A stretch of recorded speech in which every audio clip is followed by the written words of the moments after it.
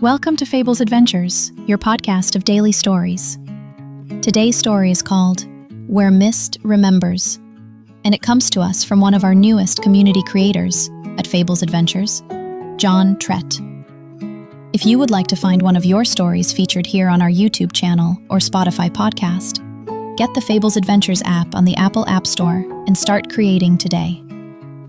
This story is a haunting fantasy about someone who survives by shapeshifting themselves, learning that the armor protecting them from hurt also prevents them from being loved, and discovering that the bravest thing is taking off your gloves and staying. Hit like and comment, and most importantly, subscribe to our channel today. For now, enjoy Where Mist Remembers. The fog tastes like rust and abandoned promises. Kael learns this by accident, the way they've learned most things that matter, through the slow accumulation of small, irreversible damage. They're standing at the edge of Harrow Bay's floating market, watching the vendor stalls materialize and dissolve like half-remembered dreams, when they notice that Corvus has stopped casting a shadow. It's subtle, the kind of thing most people wouldn't catch, but Kael has spent 17 years learning to read the spaces where things should be and aren't. The absence of a shadow is louder than any scream. Corvus, not a question. Kael's voice comes out flatter than intended, the way it does when fear tries to wear a mask of indifference. Their companion turns, and there's something wrong with the movement. Too slow, too deliberate, as if Corvus is remembering how limbs are supposed to work. The harbour district's fog curls around them like it's learning to love them, and Kael's stomach lurches with the recognition of something being unmade. "I can feel it," Corvus says quietly. They're always quiet. In the years they've known each other, Corvus has cultivated silence like other people cultivate gardens, like fingers, gentle ones, pulling. Kael reaches out. It's instinct, the way breathing is instinct, and touches Corvus's wrist. The contact should flood them with emotion. Corvus's fear, their resignation, whatever fractured landscape lives beneath their careful composure. But there's nothing, only cold, only the sensation of touching something that's already begun to leave. "The mirrors," Corvus whispers. "The mirrors are singing." The warehouse district of Harrow Bay doesn't have reflective surfaces the way other places do. What it has instead are pools, in corners, along broken gutters, in the hollow spaces where buildings have started to surrender to entropy. And in those pools lives something that isn't quite water and isn't quite memory, but some impossible collision of both.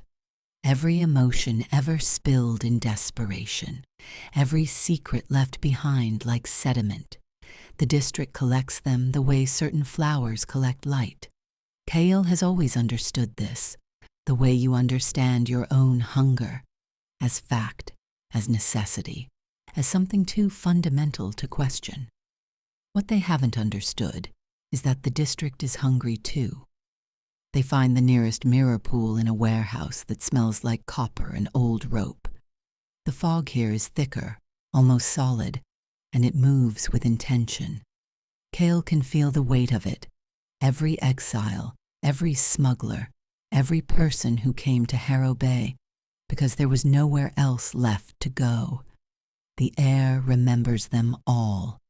The pool is vast, deeper than the building's foundation should allow.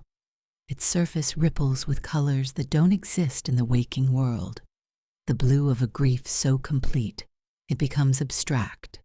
The silver of a loneliness so profound, it achieves its own kind of beauty.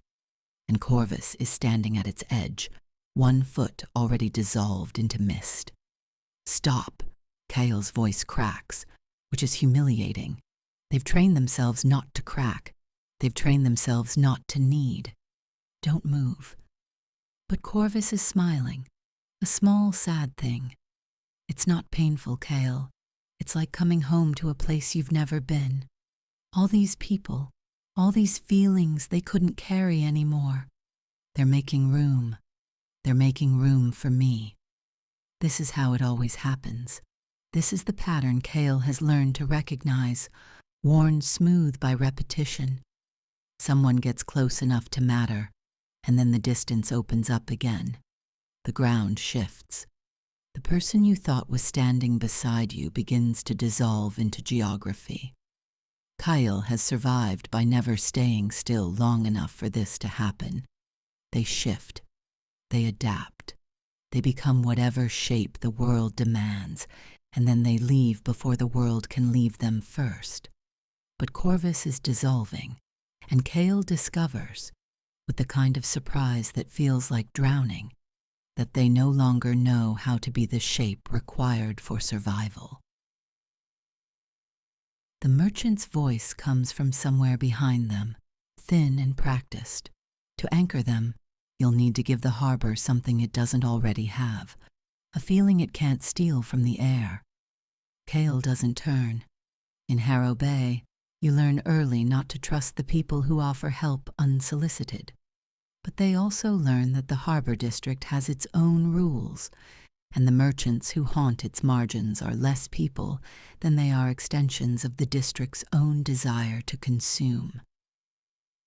"What do you know about it?" Kael asks. "More than you'd want to believe, less than I'd like to tell." A pause, filled with the sound of water lapping against stone. The mirrors take what's broken, what's abandoned, what you've already learned to live without, but they can't take what you're still willing to hold. Corvus's other foot dissolves. They're knee-deep in the pool now, and their form is becoming translucent, a sketch of a person drawn in failing light. "The cost," Kael says, still not looking at the merchant. "There's always a cost." "The cost," the merchant agrees, "is honesty." Kael has spent 17 years learning to lie.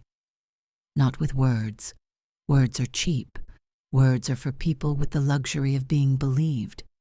They've learned to lie with their body, their face, their entire architecture of self. They've learned to be whoever the world needs them to be in order to survive another day. But as Corvus fades, as the fog begins to sing in frequencies that make their teeth ache, Kael understands that this particular survival has an expiration date. They take off their gloves. It's a small gesture, but in Harrow Bay, small gestures carry weight. The ability to touch without touching is what keeps Kael sane. All those emotions, all that raw, unfiltered pain from other people. Without the gloves, they're exposed. Without the gloves, they're real. They step toward the mirror pool. The fog parts for them, almost reluctantly, as if the harbor district recognizes something in their movement that makes it hesitate. And then they begin to remember, not the sanitized version they've told themselves 100 times, not the story they've shaped into something they can carry without breaking, the actual memory, the one they've spent every day since learning to forget. The docks when they were 7 years old, the woman, they've trained themselves not to think of her as mother, because that word has too much weight, saying she was going to get water, saying she'd be back. The way the light had looked that afternoon, all gold and deceptive, promising that the world was still a place where people kept their promises. The understanding spreading like cold through their small body, that she was never coming back, not because she didn't love them, but because love, in the end, wasn't enough to override the weight of survival. She had chosen herself. She had chosen the person she might become, without the burden of a child who was already too strange, too sensitive, too broken for the world to want. The abandonment wasn't cruelty, it was clarity. It was the harbor district's first lesson. Everyone leaves eventually. The only question is whether you leave first. Kael touches the surface of the mirror pool, and everything breaks open. The emotion that rises isn't rage or despair. It's something worse, something more honest. It's the raw, unmeasured grief of a child who had loved without reservation and been left anyway. It's the terror of discovering that survival and connection are mutually exclusive.